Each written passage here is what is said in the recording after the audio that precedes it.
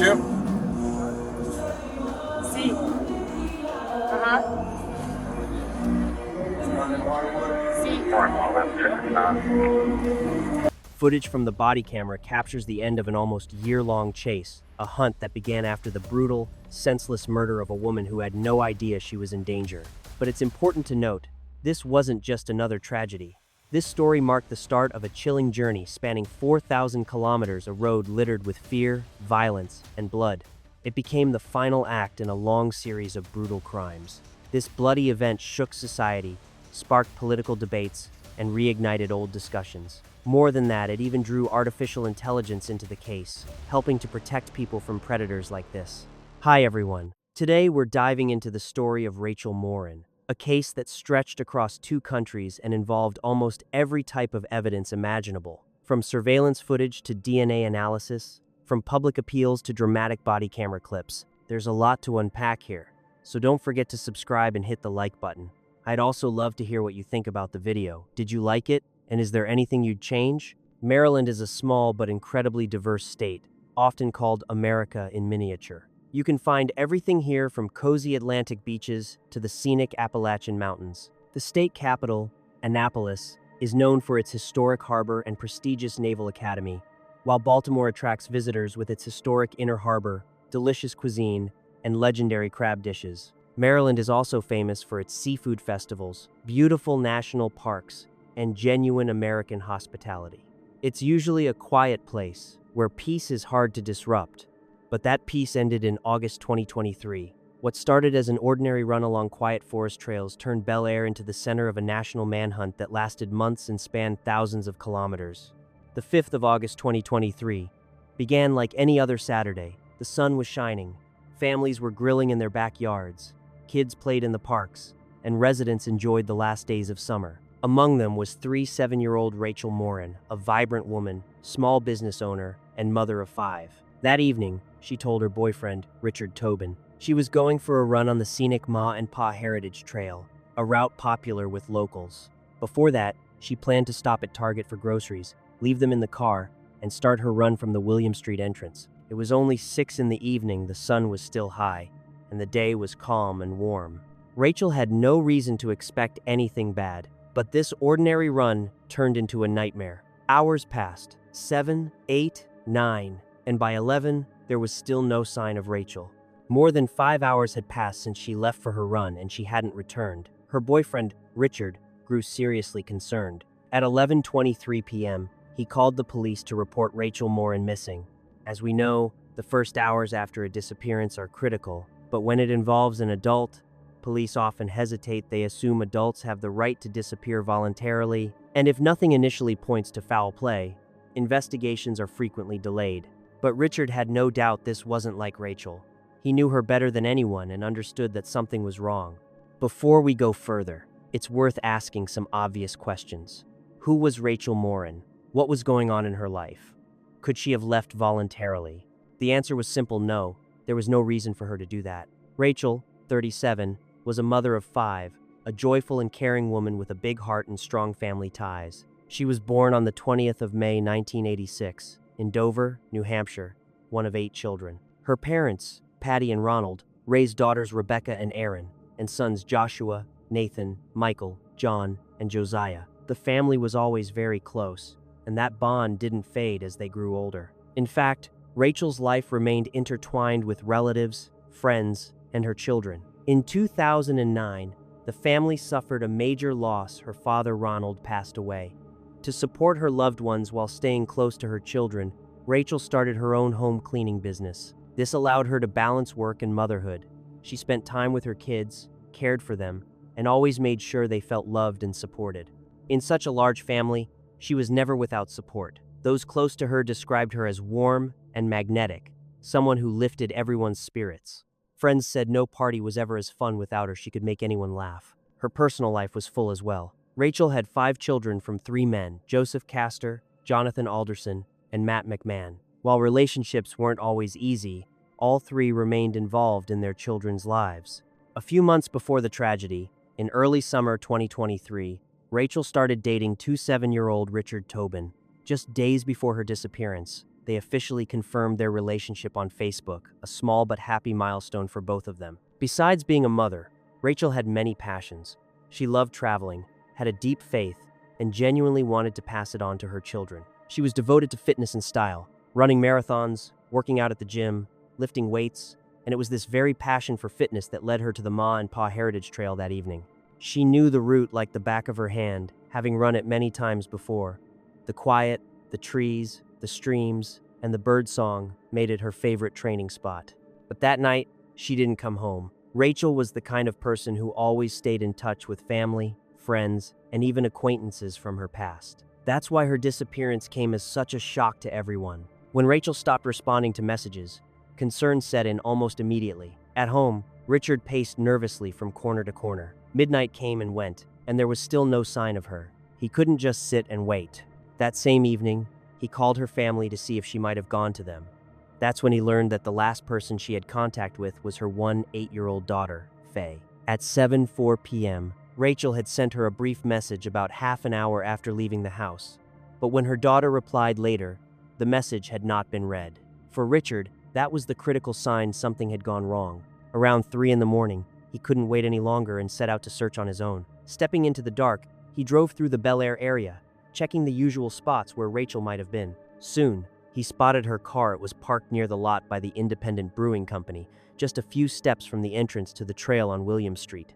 That was enough for the police to immediately launch a search. Even if she had decided to leave on her own, no one would ever leave their car abandoned in the middle of town. By morning, an official investigation had begun, joined by volunteers, friends, and Rachel's acquaintances. News of her disappearance quickly spread through the town and on social media. By dawn, dozens of people were combing the forest trails, hoping to find any trace.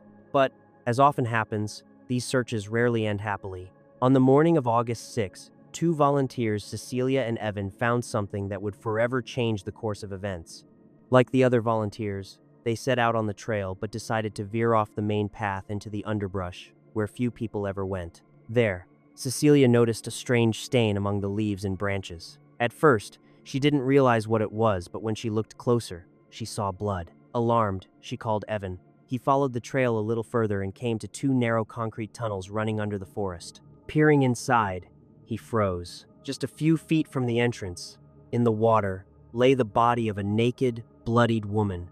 They immediately realized it was Rachel Morin. Her body was face down, partially submerged, and the back of her head was covered in wounds from brutal blows. Shocked, they called 911. Within minutes, detectives had surrounded the scene. During the initial examination, police noticed bruising on her arms and wrists, signs of a struggle. But the most horrifying fact came later. The woman had been sexually assaulted before her death. Investigators began meticulously examining the area. Inside the tunnel, the walls were smeared with blood, and about 200 feet from the tunnel, they found Rachel's broken iPhone XR and AirPods, the devices she had with her on the run. A little closer to the main trail, hidden in the bushes, lay her Apple Watch. Forensic experts determined the cause of death: multiple blows to the head and face, as well as strangulation. In total, she had received 15 to 20 powerful strikes injuries that clearly indicated murder. Electronic data from her devices helped pinpoint the time of the tragedy around 7:09 p.m. Only a few minutes had passed since Rachel sent her last message to her daughter. News of her death stunned the entire town. Family and friends were devastated beyond words. When Rachel's body was finally found, the investigation gained a new focus. The priority was now to find out who had taken her life. Since the killer was still at large, the police acted quickly. They collected not only physical evidence at the crime scene, but also genetic material, including DNA. Investigators reached out to the public, asking anyone with information about Rachel between 5 p.m. and 11 p.m. to come forward. Fortunately, a few witnesses did. Employees at 2 local stores confirmed seeing Rachel before she headed to her favorite trail. Around 6:30 p.m., she had stopped at a Wawa, and by 6:42 p.m., she was leaving the nearby Target. Later, her car was spotted near a local brewery around 6:50 p.m. This was an important starting point for the investigation. Meanwhile, the community honored her memory. On the 27th of August 2023, a ceremony was held in her honor at the Greater Grace World Outreach Church, followed by a commemorative walk along the trail Rachel loved so much. Along the route, photos were displayed, celebrating the vibrant life of this woman. However, In the following days, despite the story getting widespread attention, the investigation hit a dead end. Only after some time did two local residents come forward with crucial testimony. On the very evening Rachel disappeared, Kyle and his girlfriend Olivia had been walking their dog along the same trail. They recalled that Rachel ran past them between 6 and 7 in the evening, smiling briefly. She was alone, had AirPods in her ears, and nothing seemed suspicious. The couple continued their walk, but when they returned around 8, they felt a sense of unease. Something wasn't right. A sudden crack of a branch caught their attention. Looking closer into the bushes, they saw a man hiding among the trees. He wore a gray hoodie and moved cautiously, as if trying not to be noticed. In his hands, he carried a long object that looked like a shovel. Following this statement, the sheriff personally searched the forest near the tunnels and indeed came across a shovel that perfectly matched the witness's description. This discovery painted a chilling picture of Rachel's final moments. Meanwhile, DNA found at the crime scene was being checked against national databases. On August 17, investigators got a breakthrough. The DNA matched another case, a home invasion and assault in Los Angeles just 2 months prior. The identity of the attacker hadn't been established yet, but it was a lead. Maryland police discovered that the same man had broken into a house, brutally attacking a mother and her 9-year-old daughter. This was the first time he had been caught on video, not fleeing justice, but committing a new crime. He fled under the cover of night, unaware that he had left behind a key piece of evidence, a hat saturated with his DNA. That trace would later connect him to Rachel's murder, which had occurred more than 4,000 kilometers away. The video clearly showed a man of Latino appearance, likely in his 20s. The recording was later released, hoping someone would recognize him. The FBI joined the investigation, focusing on matching the DNA to the man seen on surveillance. Working with experts from Othram, investigators used genomic sequencing technology to create a detailed genetic profile of the unknown suspect. They determined the DNA belonged to a young man, roughly 20 years old, likely of Central American origin. Unfortunately, no databases produced a match, leading investigators to believe the man may have entered the U.S. illegally, without documentation or any official traces of his past. Despite the breakthrough, the case stalled. Days turned into weeks, weeks into months, with no new results. By November, Rachel's family decided to take action themselves, distributing over 10,000 flyers in the Los Angeles area. Yet even at the start of 2024, the case remained unsolved.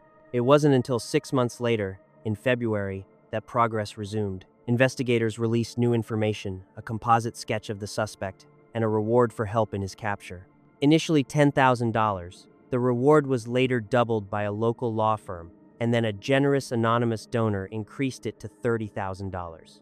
Another $5,000 was added by popular podcast hosts Kendall Ray and Josh Thomas of Mile Higher.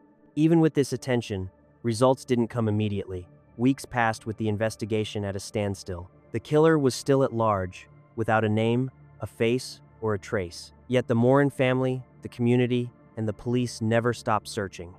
Finally, in May 2024, the situation changed. After months of genetic analysis and collaboration across laboratories, the suspect's identity was confirmed: Victor Antonio Martinez Hernandez. He was the person authorities had been looking for. His past was violent and criminal, and his profile fully matched that of the attacker. The police now had a name, but the key question remained: where was he?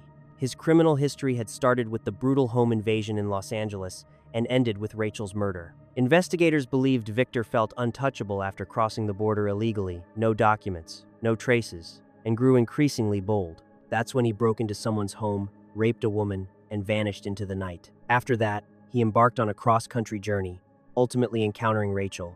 Fortunately, even though Victor himself couldn't be found, he left traces in the U.S. It turned out that after Rachel's murder, he continued living with his family in Maryland for several months until December 2023. By early May 2024, he quietly left home and never returned. He left no explanation, no farewell, he just vanished. But fortunately, Victor left behind a few personal items. These were immediately handed over to the police for analysis, and the results were clear. The DNA found on his clothing matched exactly the DNA recovered, both at Rachel's murder scene and during the Los Angeles home invasion. But that wasn't all. It turned out that the same genetic material matched evidence in an unsolved murder case of a young woman in El Salvador. This confirmed the worst Rachel's murder was not his first. With all the evidence gathered, the police finally had enough to issue a federal arrest warrant for Victor Hernandez. This was set to become a nationwide manhunt, as he was a transient criminal, someone who never stayed in one place for long. Everything changed in June 2024 when the Harford County Sheriff's Office received a tip from Tulsa, Oklahoma. It turned out that the suspect had been spotted in the area. On June 14, using data from his mobile phone, FBI agents tracked him to a bar at the intersection of 21st Street and Garnet Road. At 11:28 p.m., police surrounded the establishment called Los Amigos, leaving Victor no chance to escape. The entire operation was captured on police cameras. Inside the bar, Victor sat calmly, a drink in hand, as if it were just another Friday night. Yet, that night would mark his final moments of freedom.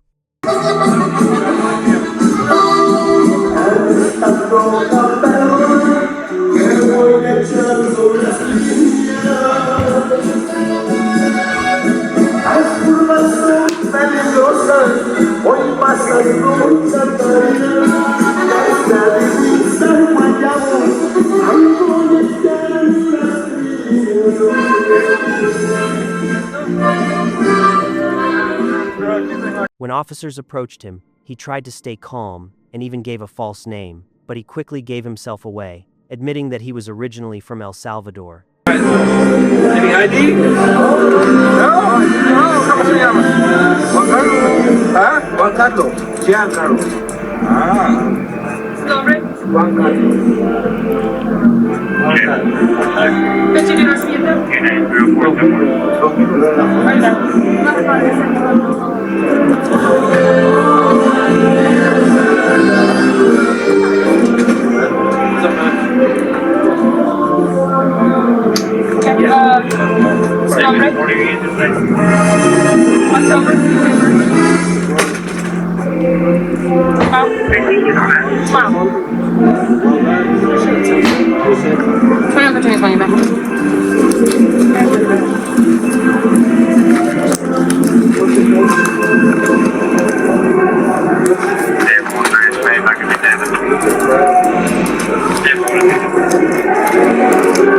What's your real name?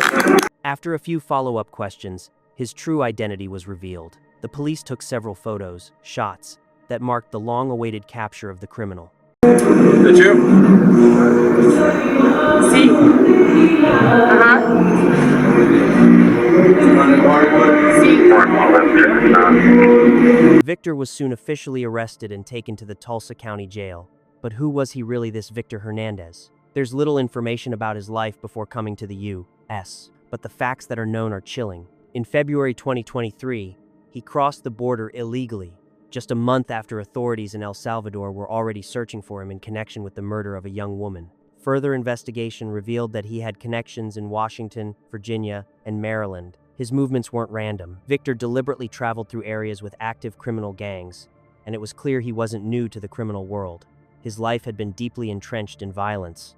Any doubts about his true nature disappeared when police unlocked his phone. Inside, they found dozens of photos of Rachel Morin, along with other disturbing images. It was a real gallery of horror evidence that this man didn't just kill, but kept trophies from his crimes, taking pleasure in his actions. Fortunately, those files became indisputable proof of his guilt for investigators.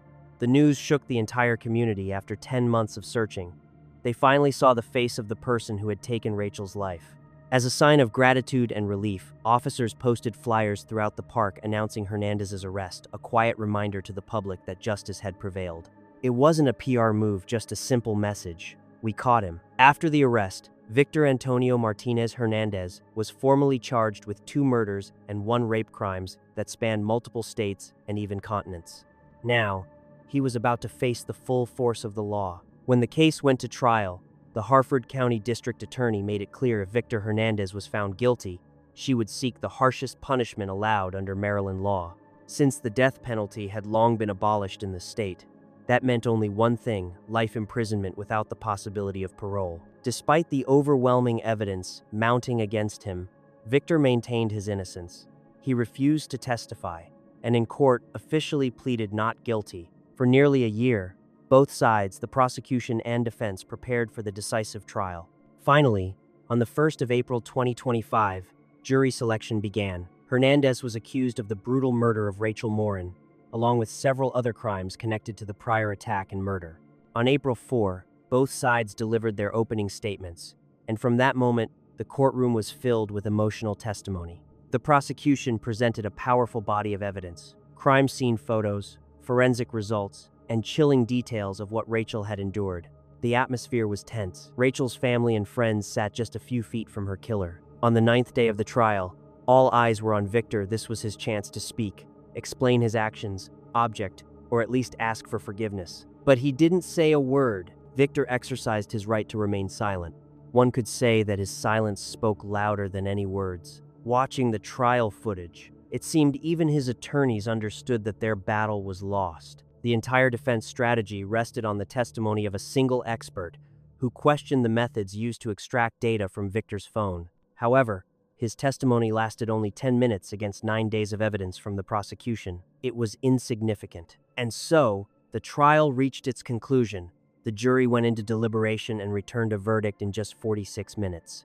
It came as no surprise to anyone that Victor Antonio Martinez Hernandez was found guilty. Relief swept through the courtroom. For Rachel's family, it wasn't just the end of their suffering, it was justice. For the community, which had waited almost a year, the verdict brought relief and a sense of closure to a painful chapter.